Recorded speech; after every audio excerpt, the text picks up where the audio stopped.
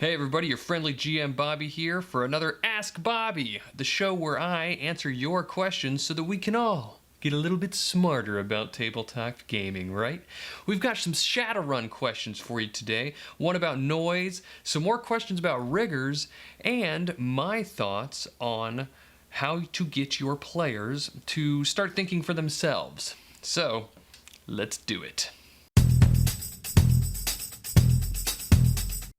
First up, before we get started, I wanted to give everyone a reminder about the stickers that I'm having custom made for Complex Action, my channel here.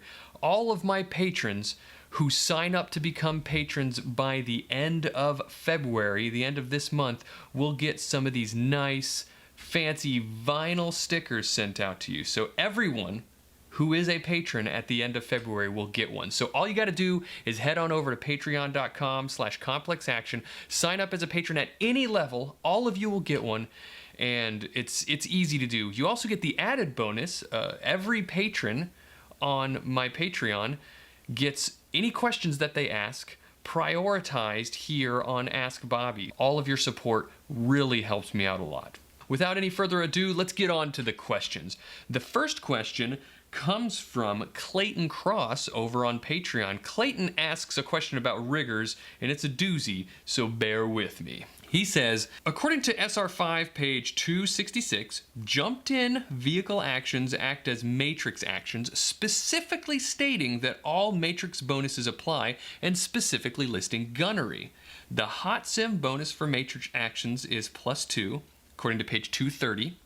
And the hardware bonus for the rig is +1 to all matrix actions when jumped in on page 266 again. Now, Clayton goes on to say that this seems similar to recoil compensation for firing guns. The bonus is there. How does it compare?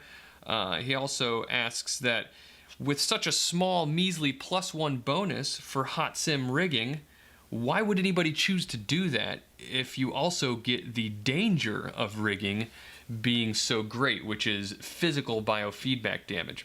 I took a long, hard look at the pages that Clayton Cross talked about, and I compared the hot sim bonuses between decking and rigging, and to me, the language in the book is a little ambiguous, and I'm not sure that I totally agree with Clayton Cross's interpretation of it. Now, in the rigging section, in the VR and rigging section on page 266, if you actually look at that paragraph, it's in the context of explaining how hot sim rigging is the same almost as hot sim decking, like the bonuses are similar. The decking one says +2 and the rigging one says +1, so I actually think that there's not a +2 and a +1. I think that there was just a copy-paste kind of editing error going on there. I can't know that for sure, and maybe some people can help clarify, but if it were up to me as a GM, my interpretation is that you actually get a flat +2. So to answer your question, why would a rigger ever hot sim with it being so dangerous? Don't forget, riggers also get a +1 initiative die. It's one of those trade-offs that you have to make. Do I want that little bit of an extra edge if it's going to expose me to the danger of physical biofeedback damage? The choice is yours and yours alone. Thanks for the question, Clayton Cross. The next question comes from Jordan Hampton on Patreon. He asks, perhaps you could do a video or a question on noise and how it works. I found that non-deckers tend to forget that noise can affect their wireless devices too. This is a really good point, Jordan Hampton, and I'm wondering, have you been over on Reddit? There's been a crazy heated discussion on there about whether or not noise can affect normal electronic devices. It's like, I was reading it this morning in bed, it's like long. It's a really long discussion on what seems to be a narrow topic. That's what we players of Shadowrunners do best, is spend hours and hours debating tiny little rules. Apparently the big discussion is about whether or not high levels of noise can impair the normal functionality of wireless electronic devices, even if that functionality is not the wireless bonus on the device. As an example, your smart link that you put on your weapon, when you put it on there, it gives you a flat +2 accuracy to that weapon, correct?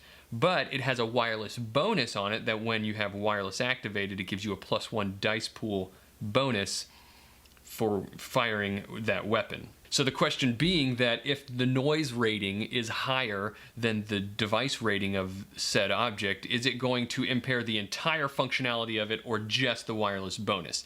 Well, my take on it is that the book does explicitly state on page 421, the core rule book, that if the noise rating is equal to or higher than the device rating, then it shuts down any wireless bonuses on the device. And it does explicitly state just wireless bonuses. It doesn't say anything about the normal functionality of the device. So I tend to lean that way. However, I understand people's argument when it comes to things like comm links, right?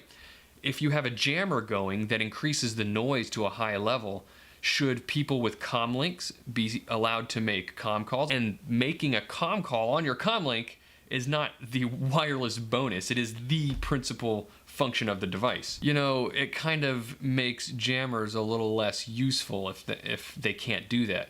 But then a counter argument to that is that that's what makes Deckers and Technomancers so useful, is that that's something that they can only affect. It gives them exclusivity to be the ones that are able to shut down Comlink. And I think, as is with many things that I weigh in on, that it really is up to a GM. The GM should choose whichever way kind of best serves the story at the time. If it's beneficial to shut down comm calls, then let the jammer work, whatever. I think that that's fine. But as far as how noise works, I think you're right. I'm gonna make a GM screen video on how noise works, so look forward to that. I'm making a note of it right now. Our final question comes from Patreon patron James Wallace, who asks, I'm GMing a 5th edition campaign and I've run into a problem. My players only follow the trail I place for them and don't press out on their own to find solutions to their problems. How do I encourage them to think outside the box and find their own solutions to the problems? I've actually covered this before in an old Diary of a Game Master video right here. It was one that I did on how to run investigation scenarios. Check it out. I go into a lot of detail about this, but I'll cover some of the broad strokes here. So if you don't want your players just following a trail you lay out before them, you have to not lay that trail out for them. There's a funny thing about human psychology, and it's that we want to please the people that are in authority, and a GM is in a position of authority, like it or not. They are perceived as being in a position of authority. So your players, in a lot of strange ways, subconsciously and unconsciously, are trying to please you. So if you kind of in your head have this planned trajectory that it could go, they're gonna kind of poke and prod at the edges, again, subconsciously, trying to figure out what that is, because they want to know, what direction do you want them to go in? To avoid that, don't have it there. Kind of sit back, ask them what they want to do. Your job is to listen closely to what their ideas are and incorporate that into your story. Make that the fact of the mission that they're on. If they come up with a cool idea, look for ways to make it challenging, but to make it work. Find a way to make their theories incorporated into the reality of the situation. It makes your players feel rewarded for their creativity. It makes them feel like their skills that they're contributing are actually affecting the game, and it makes them feel really, really good about playing your game. It also avoids them feeling railroaded. You never want your players to feel like you are kind of forcing them down a certain road and that they have little choice.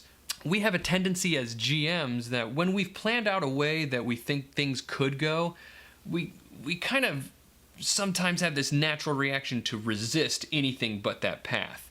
You gotta let your players have fun and do what they want to do.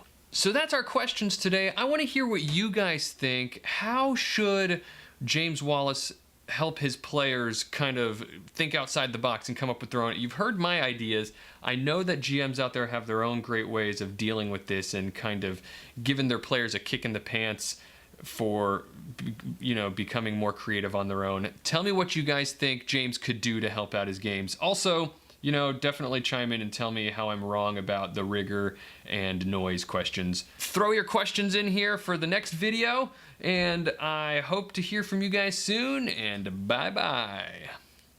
But as far as how noise works, I think you're right. I'm gonna make a GM screen video on how noise works, so look forward to that. I'm making a note of it right now.